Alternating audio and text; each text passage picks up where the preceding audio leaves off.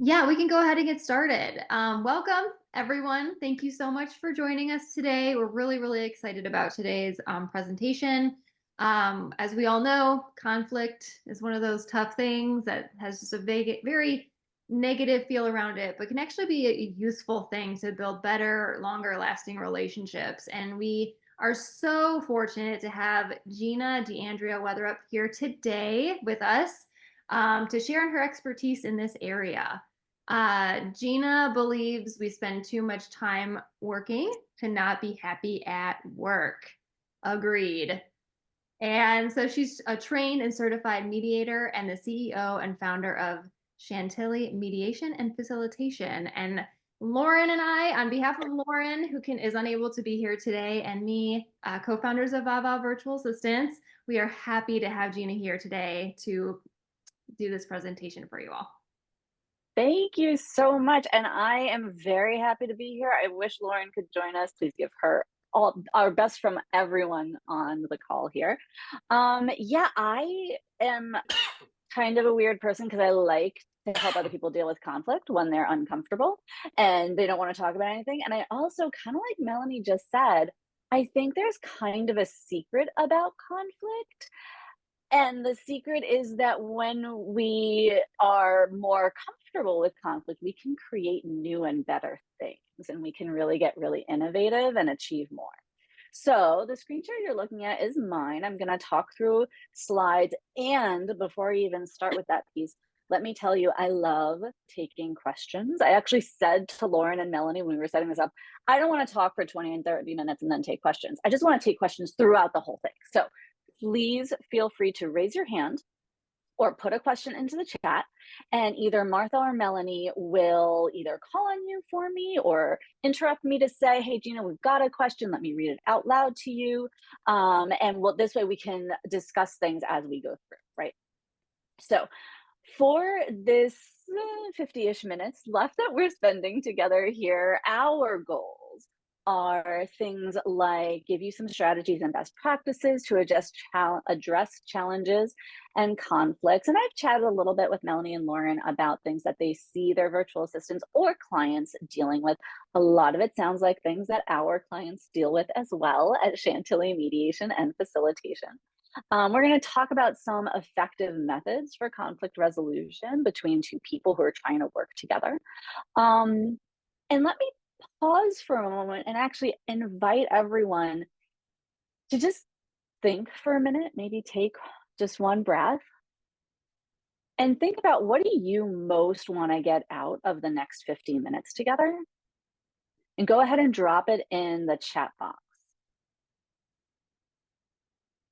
So sometimes when I talk about conflict, people are dealing with things that, like, right away dealing with something in that moment. But I want to recognize that this is kind of a public space and we are recording it. We're going to share the recording. So it's not always the right space to share, oh my gosh, my client is driving me nuts, like this, like that. But maybe there's some way you can characterize it or sum it up or pull out something that's really bugging you about the situation and just kind of share that in the chat. And I'm gonna wait for a couple more people to share some things that way and just comment.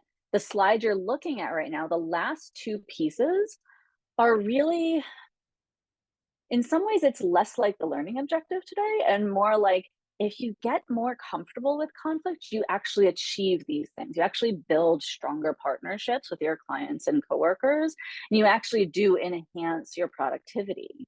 Because some of the themes we'll be talking about are things like clear communication and being able to listen well and confronting things that are unclear or causing a conflict. So, Melanie, let me turn to you. What are some of the things we're seeing in the chat? Yes, we got a lot of good things coming in here. So the first thing is certain language for addressing conflict, strategies in dealing with conflict in a virtual environment because being in person is so much easier. So how to do it and implement it in a virtual world. Preparing for conflict before it even happens, maybe preventing it, or at least preventing it maybe from getting huge. Feeling overwhelmed and being transparent with it, as with many clients. I don't want them to feel not like a priority. How to effectively articulate while emotions are high. Ooh, that's a good one too. So, how to create a respectful pause, respectful conflict. I know, I love that too. There's a couple more. We got a couple more. These are great, guys. Thank you so much for sending them in. Knowing how to confront properly, because if you're a natural, non confrontational person, that can be difficult. And how to navigate conflict between employees with different working styles. So if you have one staff member that wants to move quickly, or another one that wants to move slow and cautious. Thank you so much. These are really juicy topics. I'm so excited. Um, and you might have seen I was actually taking some notes because I want to make sure that we touch on all of these things. It's a lot to get through, but we're going to do our best. Um, I will also share, I actually have your faces on my second screen over here. So if you see me glance over, there's nothing else happening in my office. I'm kind of actually looking at your faces over there as opposed to my slides and my notes and now my list of things to cover. I'm actually going to respond first and foremost to the person who mentioned emotions. It's not something you'll see in these slides as I go through them, but it's really important to always feel capable of taking a pause. And someone used the phrase a respectful pause. One of my favorite things to advise people on is if you can't give someone, and this isn't specific to conflict actually. I talk with managers of virtual and in person and the third option, hybrid teams. If you can't give someone the attention they need in that moment, let them know and say when you can give them your full attention and then follow up and be there for them in that moment. It'll help you get some space if you're feeling emotional in the moment, and it says to them, oh, they want to give me their attention. Okay, good. Yeah, I'm going to come back at that time when you said to. I'm going to give you a call at that time or come into the Zoom room, whatever it may be. So let's look next, challenges, right? So you all can kind of, if you're on screen, you can put your hand up or you can use the little reaction button with the thumbs up. Tell me as I read these, does this feel like a challenge you've had to face? Interpersonal conflict in the workplace? Anyone? Yeah. Miscommunication in work? Yeah. Unclear expectations? Yeah. Differing work styles? I'm leaving my hand up because I've experienced all of these things as well. Differing work styles. This was actually mentioned too, right? As one of the things you hope to get out of this. Unclear task instruction. Yeah, totally. These are all very common challenges. And so VaVa Virtual sees them from the VAs that work with them, from the clients, and I see it with the clients that we work with as well at Chantilly Mediation and Facilitation. So let's jump right into some techniques. And hopefully, as I go through all of this, we'll touch on the rest of those learning points that you all want to get out of this. But there will be time at the end to also circle back to anything I may have missed. So, what happens when I think of it as like get a notification that touches on a conflict, right? Either creates it or touches on something that you haven't dealt with. It might be unclear expectations, it might be task related or something else. The first step is actually to take a pause, right? You could think of it as a respectful pause for yourself, right? Almost like a self-care pause or respecting myself enough to go, whoa, let me take a step back and see what's happening for me here, right? Because you want to think through what your own goals are, how you're feeling, and just what's going on for you. What do you need as a result of the fact that this is coming up? It's a little bit hard. Sometimes things sound very vague, right? When I'm talking about any kind of conflict at all in the workplace. But really, whatever it is where you're feeling like, oh, it's important to take a step back. So if this is happening when you're actually in a conversation with someone, you may need to say, you know what, I'm so sorry. I need to put a pause here. Or can I just have a minute? I need to step away and then come back, right? Now, if it's not happening live, once you kind of think about what's going on for me, why is this hard? What do I need from this person? I always recommend you pick up the phone. Now, it might be in your workplace or in your client relationship that the standard thing is to schedule a video call. That's also fine. But the whole reason I talk about the phone is actually the next couple of bullets that you see on this slide. Even in the best situations, when we communicate outward to other people, they can take things in a lot of different ways. And there's something about tone of voice for us human beings that it's just easier to pick up on a feeling or an energy than in any other case. So a lot of us kind of get that, like, in text-based communications, email, texting, Slack, Teams messaging, whatever it may be, like, it's text. We don't really know the emotion. We try to use emojis, but even those can be misconstrued or misunderstood, right? And there's generational stuff around emojis. Like, there's a lot of different, like, minefields here. One of the things I found so interesting in my own learning journey is even when you see the visual, like, body language, a lot of people find it even easier to misunderstand body language than tone of voice.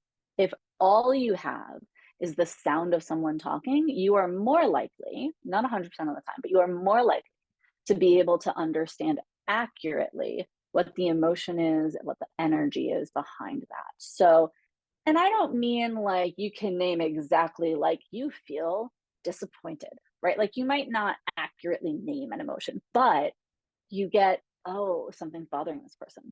Oh, this person seems stressed. Or, wow, this person's really energized right now. Sometimes with the body language, we misunderstand things. So, once you think through what's going on for you, the next step is to figure out, how can I talk to this person where I can hear them? Video meeting may work well, or can I pick up the phone and just call you? Now, when you're in that conversation, and sometimes even before you're in the conversation, it's important to adopt what I like to call the curious mindset. So you spent a little time reflecting on what's going on for me here. And now you kind of have to go, so tell me what's going on for you here. What did you mean when you did this? When you said this? When you sent that email? I wasn't clear on such and such. Tell me more. Tell me more is actually my favorite question. That's not really a question, right? It's a sentence, 3 words. But it's the best way I know to try to draw more information out from people. And they have the freedom to go wherever they need to go in response to that, right? I really In like that, some, Gina. Sorry to interrupt, yeah. but I just want to say I really Oh, like that's okay. because a lot of times in conflict, like when you do connect, you want to be like, my point is this. Please see my point. And this really, it changes the dynamic when you go in and you have your point, obviously, but like you're trying to understand the other person, and then it can be reciprocated in that way, and that just seems much better. It's so much better. Thank you for that, Melanie. And let me ask too, while I'm kind of paused and talking through the slides, do we have any other questions coming up for folks right now?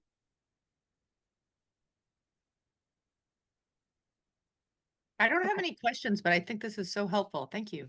thank you. So I'm just going to share, like, that phrase, tell me more. I like to think of it, even though technically, grammatically, it's not a question, as an open-ended question. This slide, along with the adorable doggy, it says ask open-ended questions with curiosity. So a close-ended question is something that can be answered in a single word. When do you need it? 3 p.m. Done.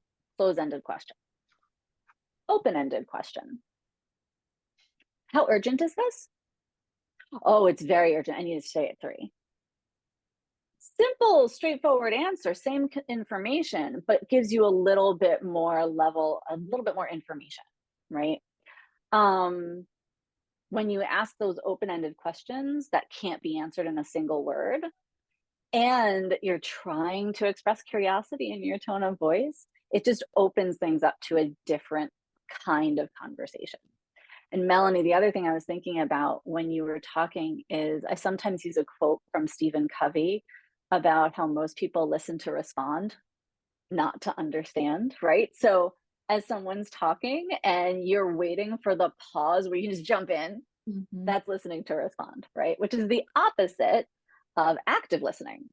So let's talk a little Absolutely. about active listening. Um, Now, of course, VaVa Virtual asks both virtual assistants and clients to practice active listening. Um, I talk with people about active listening all the time. I even, for some clients, I'll do a half day training just on the topic of active listening. And the longer I do this, the more I feel like a lot of people know the phrase, but not everyone necessarily knows what it is. So the most important thing, and it's funny, it's the most important thing. I didn't put it on the slide. I'm going to type it into the chat. The definition of active listening is listening to understand. That's what it is. And there's techniques about it, and there's steps to take. And I even have a whole ebook that I'm going to give you all a link to download with a 30% discount code at the end of this, that has language you can use and all of the how and the why to do this at work. But essentially, when you actively listen to someone, you're listening with the sole goal, just one goal, to understand them.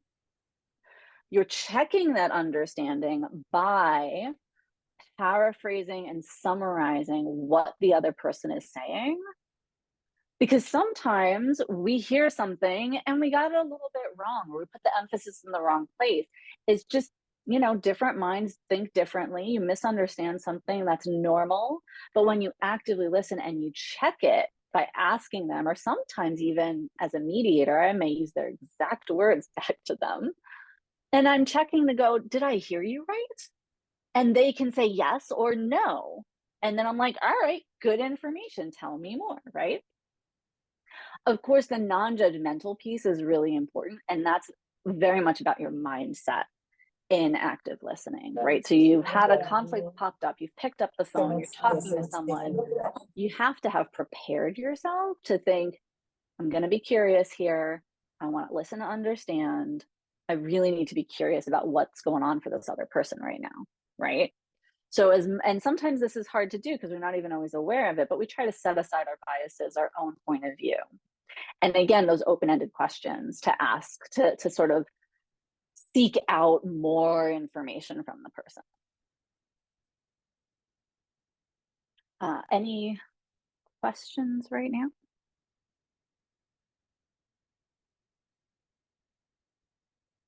All right, I'm going to keep going. So one piece of active listening, and something that we train mediators on, is the idea of empathy and perspective taking.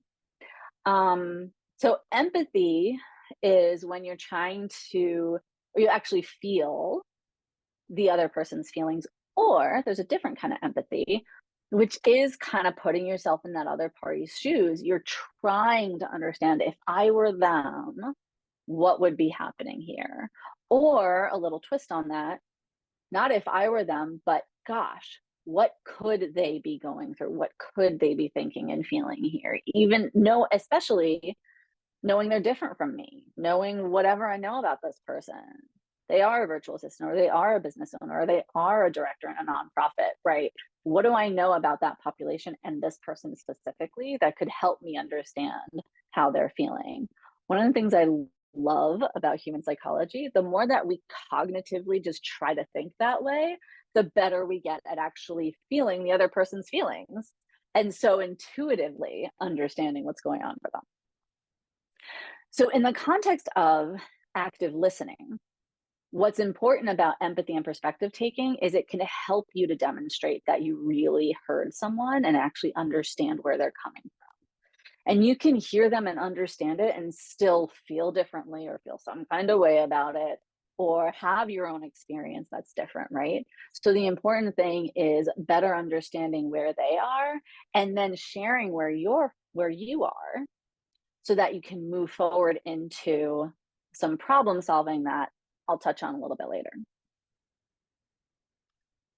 Before we get into that, I want to share the last two bullets on this slide. I almost think of less as conflict resolution, and a little bit more like customer service skills, professional skills. As a mediator, I never ask people to apologize. I never expect people to apologize. I will coach people not to expect an apology. If that is going to come up, we want it to be like just coming up genuinely in the moment and heartfelt.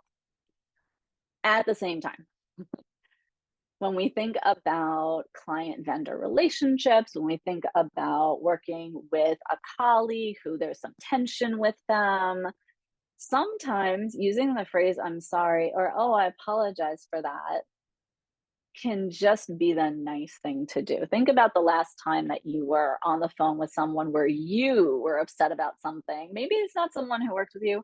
I had an issue earlier this week with my health insurance company. Like you call them and you're like, what is the problem? And you're upset and all these things.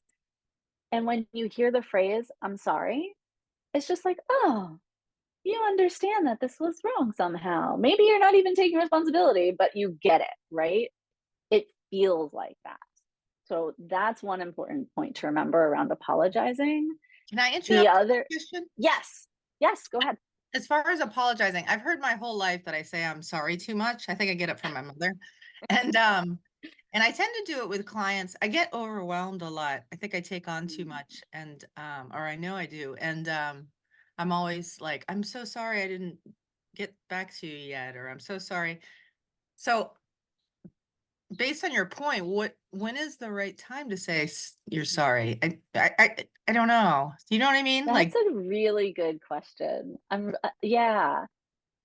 The funny thing is, Martha, in listening to you ask it, I'm like, wow, we could do a whole hour just on apologies, right? okay, I didn't mean to. And I tend to think there's probably also something where, like, if you grow up female in our culture, at least in the US, you like get socialized that you're supposed to apologize for a lot of things. Yeah, and I'm definitely a Um, people pleaser, so I think yeah. I feel guilty when I think you have to do everything immediate. I move fast. I'm from Mhm. New England, so I'm like do do do do do do do do do. And I think if I don't do it immediately, that I need to apologize. So maybe I need a therapist instead of talking to you. I was just curious what you thought. I will say, I think the kind of apology I was talking about in the customer service point of view is more like, uh, Martha, it could be a little very similar to what you're talking about. Something didn't get done at the right time, or you raced through it and to get it done, and so in racing through it, you missed a piece, right? So you say, "Oh, I'm sorry, I missed that. Oh, I'm sorry, that wasn't done on that time scale." And then to move forward, you might want to add, maybe I need to ask you in the future more for more clarity on when things are due, right? So thinking more about almost back to the beginning where we talked about thinking through your goal, like what do you need in that situation? So for Martha, as a virtual assistant, like what is it you need in order to be able to do your job well for that particular client, I know. right? Oh my gosh, I never think about me. Isn't that funny? So that's all really thing. So yeah, and like I said, there's a lot that could be spoken about apologies, and it's actually not, I don't feel like apologies are my area of expertise as much as I talk about conflict, and apologizing is something that comes up. Um, Thank you. I don't want to take up uh, time on it, no, but you're thank you so welcome, much of for course. addressing it for me. Yeah. Well, I think there's a lot to be said about apologies, and also the last bullet on this page, I was kind of lumping with apologies a little bit in terms of customer service, right? Like helping someone feel good about working with you sometimes means saying thank you to them, but in a more heartfelt way, right? Like for a long time, I worked for someone who signed off all of her emails with thank you. And I've heard people say, oh, that's so great. You express gratitude all the time. But for me on the receiving end, I was like, she doesn't mean thank you. She's saying it to me constantly.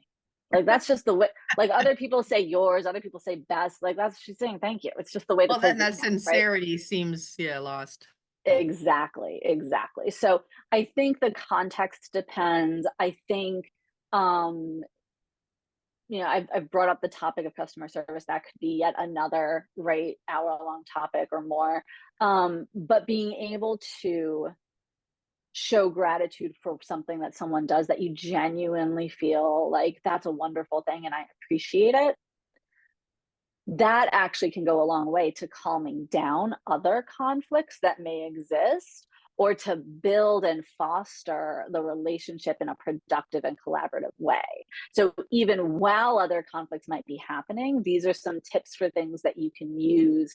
Just think about how can I incorporate that with this person And if you really dislike strongly working with this person, it might be really hard to think about that in that context of this particular person, and that's okay. It means that there's an important conflict to get past, right? So hopefully we can help you with that. I'm just reminded Um, real quick. I had a VaVa client actually that I don't work with anymore, but we worked together for like a year and a half, and then I decided to leave because she said to me, because I was apologizing on her behalf, because I was like, "Oh, I'm sorry, Leslie didn't send this out yet," and she was like, "Never ever apologize to a client." She said it makes you look bad. And I was like, she's like, said it made me look unprofessional. And I was like, really? I thought I just was being genuine because I'm pretty real. So it's hard not to be real when when you are authentic. So anyway, it just reminded me that, yeah, and so she made a big deal about it. She was like, she didn't like it. She made it a point of telling me, but it was good. yeah, Like you said, she was doing conflict resolution. I will say too, like just for me, Martha, I come from I'm very much a I'm sorry naturally person too. And something that shifted a while ago, someone talked to me, actually Lauren, about was there are instances where you're sorry, you're apologetic, and Sure. but I think now I've shifted it to like if it's like just a circumstance, it's like then I show the gratitude of like their patience for with me, or hmm, instead of saying like I'm so sorry, it's like, thanks so much for, waiting this out with me or whatever it is, because like Or I understanding. appreciate that. Yeah. yeah. Oh, that's good advice. So Thanks. I love that, and I just stopped the screen share because I want to add to that point, and also there's something related that people were asking about earlier. Um, But Melanie, what you were sharing also reminded me, I've definitely seen, and there are memes about it, right? Like, don't say, I'm sorry I didn't send this earlier. Say thank you for your patience with me, right? Like, so there are ways to like think about it and make a conscious choice of, does an apology fit here? Does gratitude fit here? Does something else fit here, right? But Martha, to the point you were making about this particular client was like, never apologize. It's unprofessional. That actually strikes me as being similar to the different work styles issue that came up earlier. Someone put it into the chat, right? Like, what are the different ways that people prefer to work, or their approaches to maybe prioritizing work can be very different. And it does seem like there's people struggle with this more when they're on virtual teams than people who work together in the office. I'll be honest with y'all, sometimes I question that. I'm like, do you not remember working in an office with people with different work styles and it drove you bonkers? Like, that definitely happens. But okay, how do you deal with that when it's virtual? I actually think these are situations where it's really important for some sort of manager, leader person to step in, and that might be you, to step in and go, you know what? I think we need some time away from the office talking about how we do our work, right? So I just said virtual and then I said away from the office. Like taking time away from the day to day of your work, the daily, everyday must get done tasks, and really discuss how are we working together, right? So I have the really awesome opportunity and responsibility to occasionally facilitate quarterly retreats for some folks working in federal government agencies. And I love that they set aside and prioritize quarterly retreats because it is an opportunity for them to actually move away from the day to day and talk about things like, how are we working together? What are our overall arching goals and strategies? Like, sometimes that includes assessments of working styles, sometimes not. But it's like, let's talk about things that are important to us, right? Do you apologize to clients? Like maybe it's a customer service focused day. Maybe it's something else. I think I see a hand raised.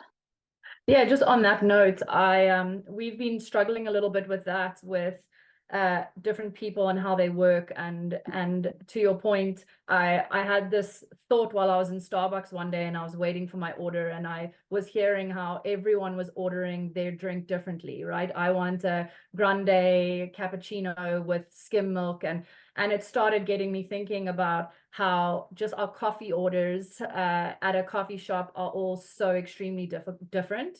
And that's Mm-hmm. essentially what you're dealing with in the workplace as well. You're dealing with so many different people that like to do things and receive things in a different way. And I just recently launched this custom order your feedback form where we sent it out to everyone on how do you like to receive feedback? Do you like it first thing in the morning? Do you like it written or verbal? Do you like it not on a specific day? Do you like it complemented with like positivity, or do you just want the hard facts?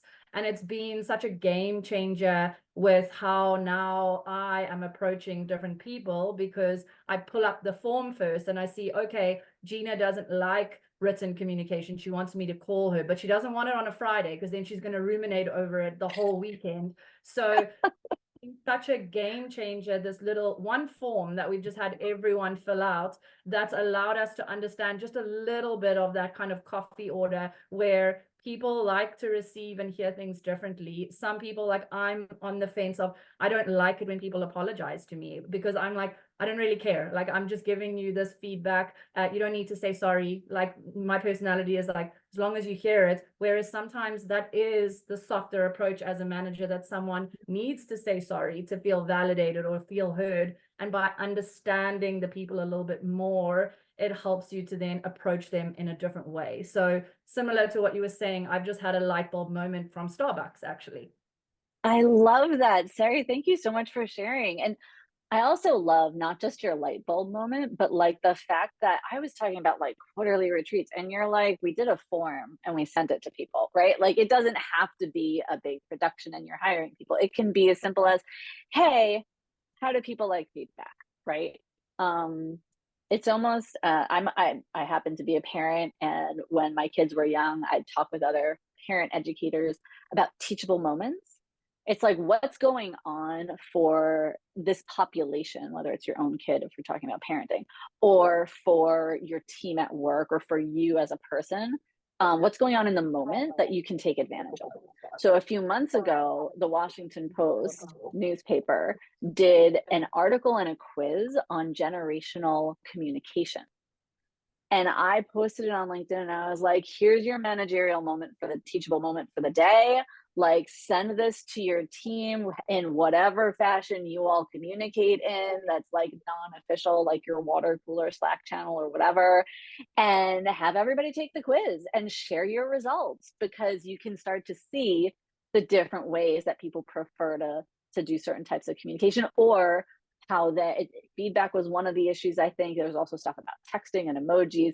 It was fascinating. It was like a 5-question quiz, right?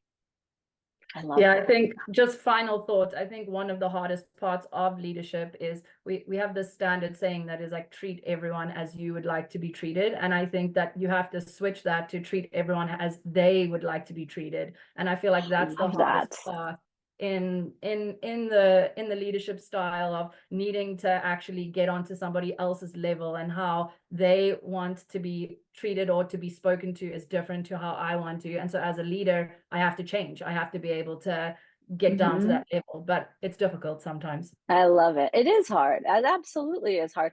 And partly it's hard because empathy can be a guessing game for a lot of us, right? Um, I quoted you on that in the chat. In the United States, I don't know if this translates to other English speaking countries, we talk about the golden rule as being what you said is sort of the standard thing, right? Like, treat others as you would like to be treated. I've actually heard treat others as they would like to be treated as the platinum rule, right? Like, it's even more important, even weightier and worthier, I guess. Oh, I'm sorry you have to go, Cecilia, but we will have a replay for everyone who misses it. Let me pop open my share again. Okay, so clear communication. I think it's sort of I think it might be Brene Brown who's quoted a lot as saying clear communication is kind communication. The clearer we are with people, the kinder it is. And I think it's so true in all walks of life. And I think when other people aren't communicating clearly to us, one of the kindest things to do is to actually ask for that clarity. Let them know something is unclear and see how they can help you understand better, right? So there's a level at which this is very much about yourself, going back to that concept of what's your own goal, what are your own feelings in this situation, what's important to you. And then when you're in that conversation with someone with whom you're having a conflict, really strive to focus in how you talk on the problem or the behavior, because you don't want to make it sound personal, right? So one of the examples that I offer from a mediation situation is one coworker calling another one lazy. Okay, so we've got some name calling, we've got a value judgment here, but as a mediator, my job is to go, what's behind that? So, all right, can you tell me a little bit more about what might make you say that? And then I find out that this person isn't getting their work done. They've missed deadlines, they're not handing things in, other stuff gets slowed down. Now, is it lazy? Is there a skills problem? Is there a lack of motivation that has nothing to do with level of energy, with the way laziness kind of implies, like, I just want to sit back and do nothing, right? Like, is it burnout? There could be a whole host of things going on. But now that you say, for example, they missed XYZ deadlines, I've got something concrete to work with. We can talk about what happened in those situations and how do we want to handle projects with deadlines moving forward, right? Plus, if you avoid using a word like lazy to begin with, then what happens is you're not actually insulting the person, right? So in the moment in this conversation, especially if you're trying to deal with it on your own, you're avoiding increasing the conflict, right? You always want to have these conversations as calmly as you can, because the more heated they get, the harder it is to stay clear-headed, the harder it is to communicate clearly, and the harder it is to get to problem solving. So the I statements might be something that you've heard before, right? But I always kind of temper this a little bit. It is important to speak from your own perspective. So I think it's important. I wanted to keep it on the slide of, yes, my own perspective is what I can speak to. And I can make an I statement and insult you at the same time. So just because you're using the word I doesn't actually necessarily resolve everything, right? I think you're lazy is an I statement, and it's not helping the situation at all. If you instead say, put all of this kind of together and focus on the problem and say, I know that you were handed in XYZ report on Friday when it was due the Monday before. And as a result, the work that I had to get to our client wound up being a week late as well. I want to avoid that in the future. I'm focusing on the behavior. I cover what they did. I'm talking from my own perspective and how their behavior affected my work and what the client needs, right? So talking from my own perspective and focusing on the problem is definitely one of the ways to keep things clearer in a conflict discussion. I really like that a lot too, because I think recently I am very simply speaking exactly what you're saying. It's focusing on the problem, not the person. And or being hard on the problem, not the person. So interesting. That's what it was. I think something like that. And it resonated with me. I was like, it's just a very simple but great point. Like, it's really about the problem. I like that.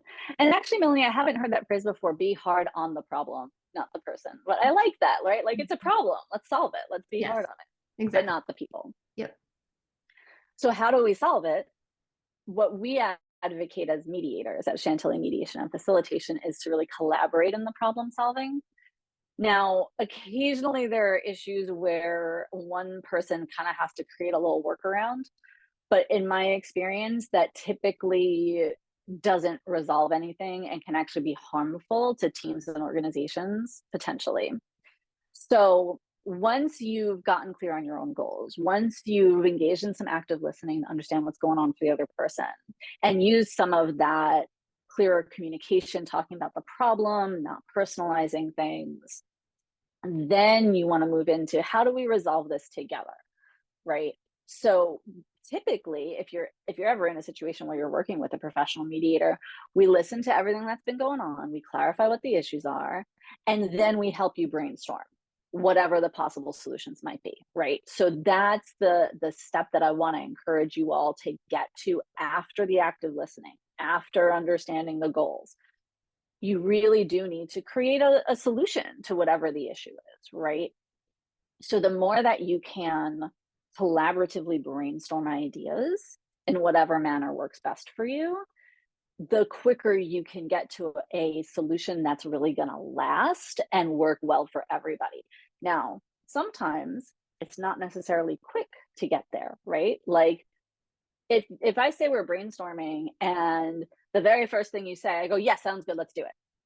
That's not really brainstorming. And it might work for some of the situations moving forward, but what if that wasn't your favorite idea, the things you were thinking of? What if one of the two of you, as you're falling asleep that night or in the shower the next morning, go, you know what would really work better, right? Like sometimes we need some time to process, or we're tossing ideas out that we're not sure how we feel about. So it's important to create some time around collaborating and brainstorming so you can really kind of get to what's the solution that's going to work best for us.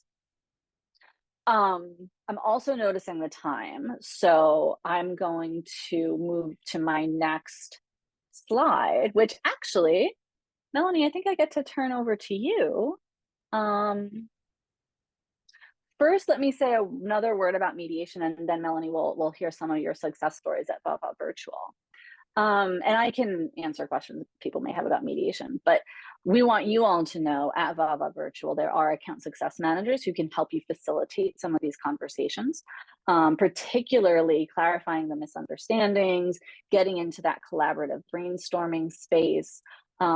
Generally speaking, I will say, if you're dealing with a conflict and it's kind of not going away and you've tried a few things, or maybe you haven't tried anything because you feel so uncomfortable and you just want to avoid it, calling in a third party to do some mediation is really, really helpful. That's why mediators exist.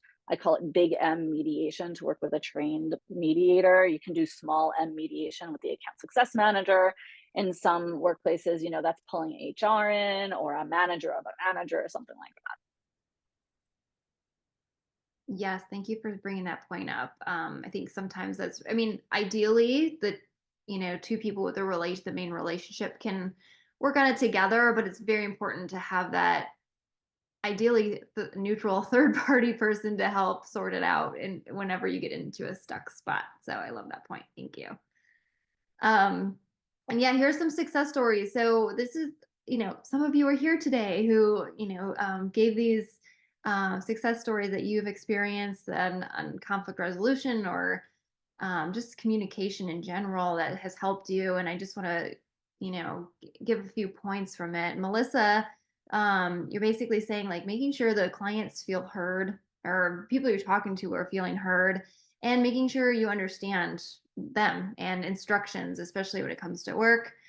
And Kim sees communication as learning opportunity and make sure she's as thorough as possible and apologizes when needed, like we mentioned earlier, which I think is really, really great. Martha, you like to have open live communication as much as possible. Cecilia, understanding client expectations up front has been very helpful. And Brittany, she says, pick up the phone, get on Zoom, like we've talked about, instead of getting, stuck in the written communication, which has no tone or anything like that. I think that those are all really, really, really good points. I love all of these. Get expectations clear early, pick up the phone, really use those active listening skills. Always approach the client communications with like, I'm trying to learn about you. Tell me more, right? Like that's wonderful. So let's touch a little bit on preventing conflict. I do think the more that you are able to learn about each other, it already went out of my head which VA said that. But the more that you are curious about learning about each other, the less conflicts will come up, right? So Sari joined us and talked about the feedback form. I mentioned the idea of learning about work styles in like a retreat type setting. It's also really helpful to do one-on-one check-ins. right? So virtual assistant and client check-ins. If you're working with a virtual team, checking in individually one-on-one with each person periodically just to see how things are going. Make sure, you're each meeting each other's needs. Those are great spaces to use the active listening skills. For virtual assistants and your clients, it's really important to get expectations written down and then also have a phone conversation or a video meeting about them. You might flip-flop that, right? I've worked with people who don't like to write anything down. And my advice to the other person dealing with them is, okay, have the conversation and then back it up with a written email saying, as I remember it, this is what we discussed. So this will be, whatever the process or expectations moving forward. And then you've got something kind of to point back to as well as a reminder, if nothing else, for everyone who's involved. You can always ask for a review of projects. Melanie, is that something you want to say a little bit more about? I don't know if that's a specific thing at VaVa Virtual. Yeah, so it can go hand in hand too with making sure instructions are understood as far as like when projects are underway initially, making sure the instructions are understood, the expectations are understood, like you're saying, but also like maybe partway through, get a check. Are you on track? Things like that before you well before the due date, are you, making progress in the way that's desired is a good idea. I love that. It was kind of Nice, cool. thank you. Oh, excuse me. So I do a weekly check-in every Friday with my clients and I say what I've done, what's a priority, what's needs to be done and all that. But I thought this was pretty cool. One of my clients wants to always start the call talking about what's working, what's not, and what's working, what's not, and how we can improve on anything that maybe we could discuss. And I was like, oh, this is so cool, So it's really worked out well because he's like, what's not working? And he talks about himself because he's a salesman, but it was pretty cool. So I love the Friday check-in. I just think it's great. So anyway, communication. That's awesome. Yeah, it's cool. Yeah. I There like was oh, I'm sorry, I'm having one of those moments where you said something, Martha, that reminded me of something and then it just went out of my head. Oh, I But totally get it. Yeah. I love that he's opening that. Oh, structure. It was about structure. So he's giving you a structure for at least how to start those calls, if not for the full call, right? Sometimes when people are in conflict, the reason that they come to a professional mediator is because they need some structure. They don't want to have to deal with this on their own. And most mediators have a very set process that we go through with helping people deal with a conflict, right? So active listening is a technique. Taking time to clarify your own goals is really a technique and like a first to do step. But if you need structure, calling in that third party to help you create it, or talking to the person you're in conflict with directly to say, look, I would really appreciate some structure in at least this conversation, if not generally in how we work together, that can be really, really helpful as well. I also really think it's important to think about any conflict is an opportunity to learn and to improve, right? So thinking about how were expectations not met? How were expectations met? Were expectations exceeded? What can I learn about myself or working with this person from this situation? It's important to almost build in reflection time after the fact as well to kind of think that through. So I do need, Perry shared a structure, rosebud thorn. Yeah, something that's working well, something that has more potential, something that is not working. I've heard the rosebud thorn structure before, and I love it for the visual, if nothing else. Like a rose, it's wonderful. A bud, there's potential here. A thorn, that could hurt, right? So thank you for that.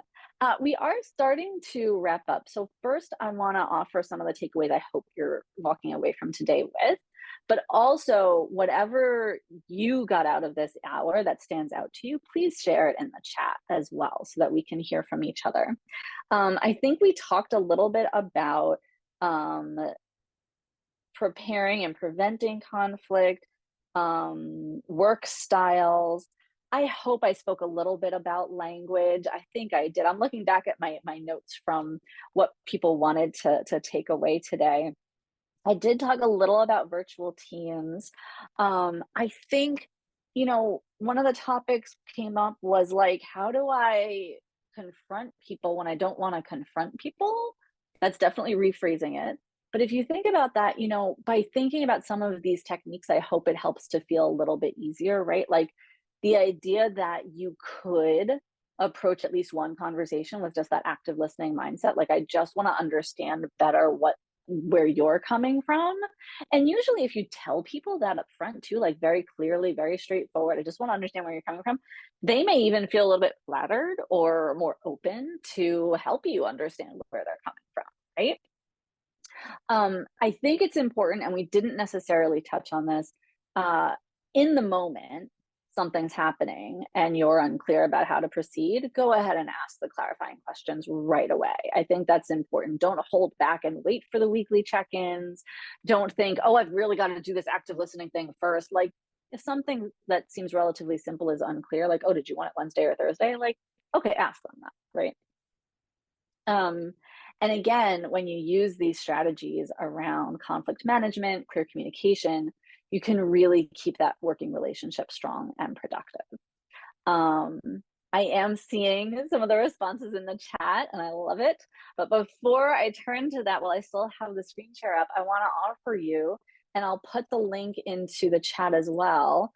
I do have this ebook that is on sale only for the people who have this code. So by being here live or watching the recording, it's a how-to 10-page PDF on active listening at work.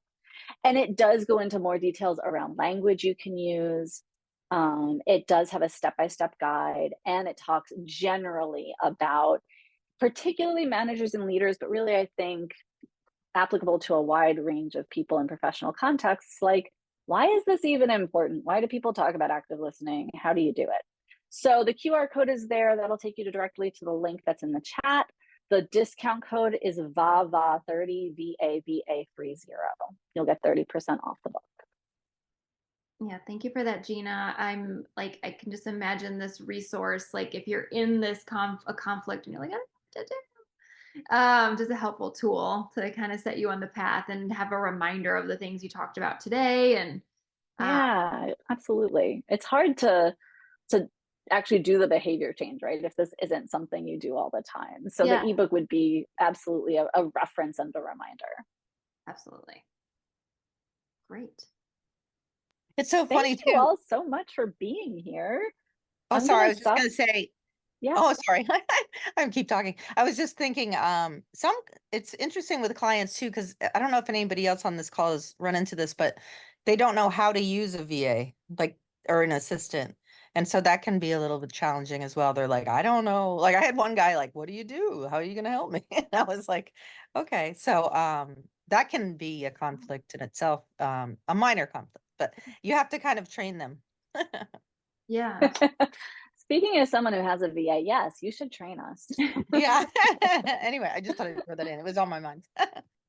Yeah, thanks, Martha. And thank you so much, Gina. This was so amazing. Really a Yay. lot of great nuggets and tips in here to help us, like not only with work, but like in life. So thank you Totally. so much. I do want to tell everybody here, you will all get a link to the recording of this as well. So you have this to go back to as another resource tool if you need it, if something comes up for you. And if you have any questions at all, you can email Gina. Her email is gina@chantillymediator.com, and she'll put it in the chat for you. And yeah, just thank you so much for coming. This is such an important topic, and I'm so glad Gina was able to come and share her expertise and give what she did today. So thank you so much. Thank you, Melanie. I'm so glad that we connected, and I'm very happy to be here. Thanks, everyone, for showing Thank up. you Thank so you, much. Gina. Thank you, Melanie. Thank you all. It was so nice. Yeah. Good one.